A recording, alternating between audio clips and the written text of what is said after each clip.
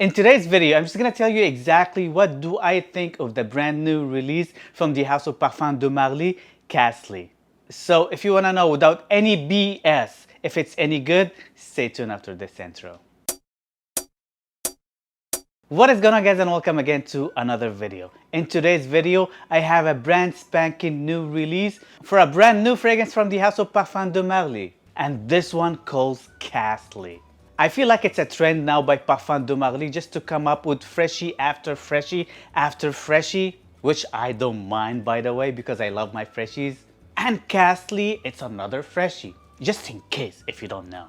But before I start telling you how does it smell like and what does it resemble, because it does resemble few fragrances combined together, you gotta share this video with all you smelly friends in a good way to let them know also what Castley is all about. Like and subscribe and click that notification bell to not miss any of my videos in the future.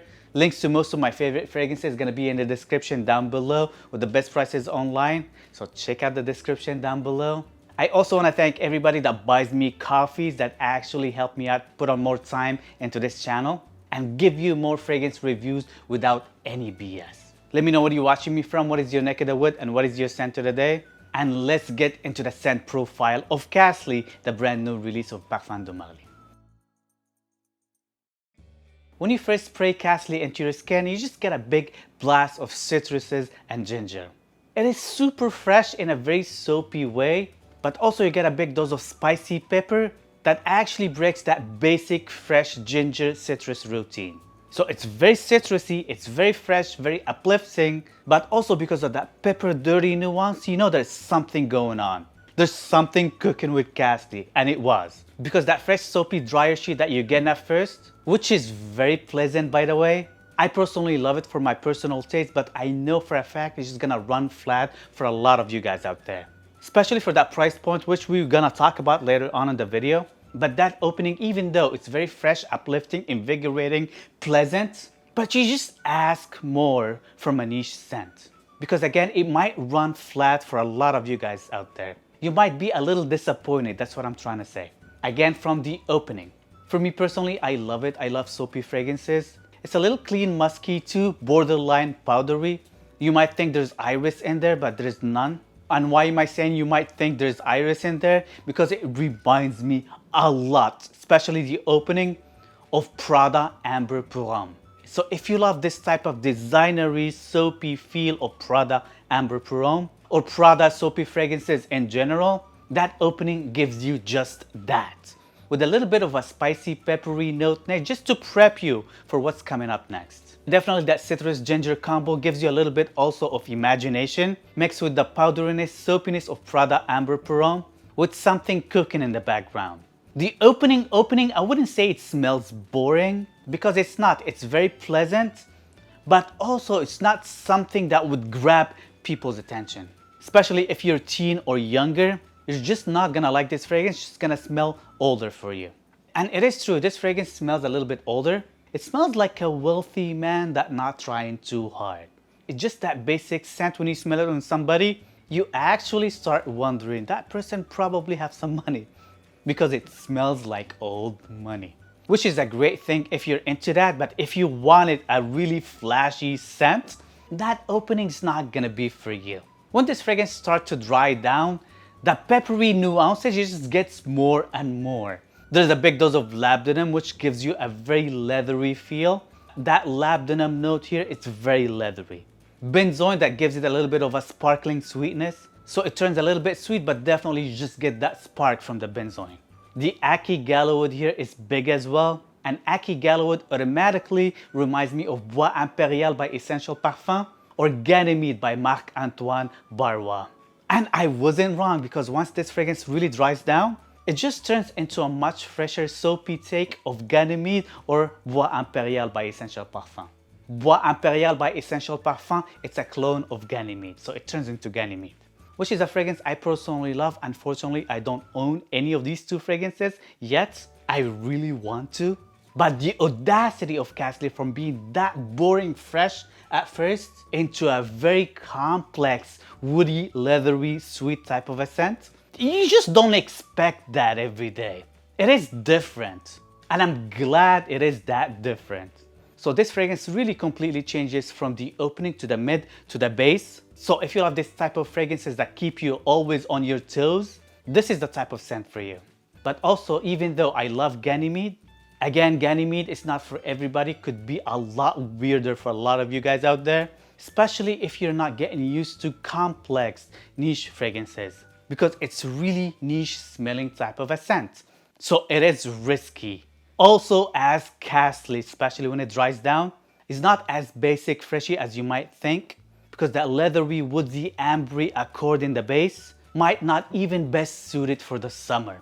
Even though opposed to Ganymede, which is a very winter-based scent, this one comes across a little bit airier. So I wouldn't say it's perfect for the summer, but you might get away with it with some controlled sprays in the evening summertime. Performance. I've only tried a sample of this scent. I wore it a couple of times just to have multiple perspectives from different days. So I didn't really spray as much. The first day I wore it was a gloomy, kind of like rainy LA type of weather day. And I honestly felt I needed more sprays that day. It was projecting medium well for the first hour, hour and a half or so, but then it just turned into a really close scent afterwards. I was getting like wafts of it here and there for about like 6 hours or so, and then it turned into just a blah type of a scent. You know when the scent is gone, but you still get just a little bit of it, but not really. That's how it smelled on my skin with that little bit of sample on a rainy, windy day. The other day was pretty hot and I felt like it was projecting more with the heat, especially in the opening, and it even lasted longer on my skin that day. It gave me about like 8 hours give or take, but the heat actually reactivated it into life like a couple of times. So I enjoyed it more with my minimal sprays in the summer. But you definitely need to spray more when it's cooler outside. So I wouldn't say the performance is bad. It's pretty good for being a freshie on top, but a little bit lacking, especially of how dark the base is. Ganymede or Bois Imperial lasts much longer and it projects way more. So I'm really curious now. Unfortunately, I don't own any of these two fragrances right here. But if I layer Ganymede with a little bit of imagination and Amber Pour Homme by Prada, would I get a much stronger version of Castley? I really need to try that, but I just can't as of right now.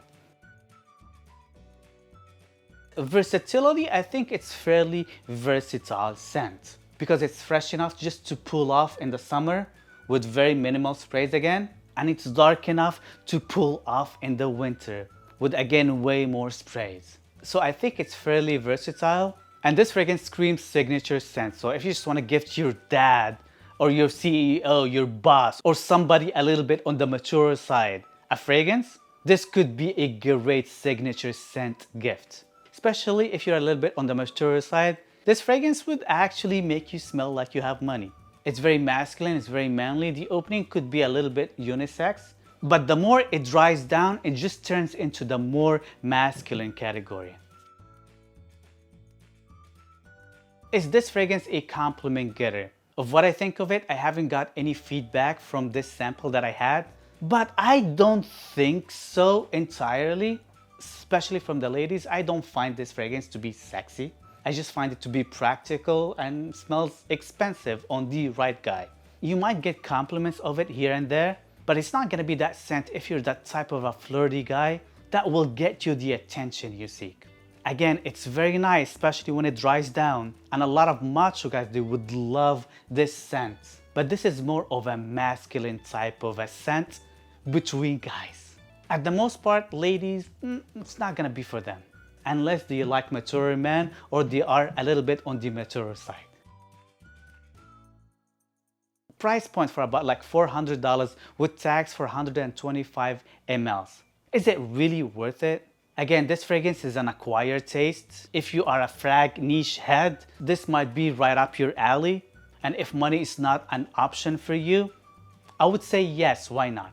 I'm a fragrance enthusiast and I love this scent, and I wouldn't mind to get myself a bottle. But honestly, for me, if I had to pay money for this bottle, I would definitely wait until it just hit the discounters. That will justify the price point for me. But again, if you're a niche head and money is not an option for you, I would think that's a great solid scent.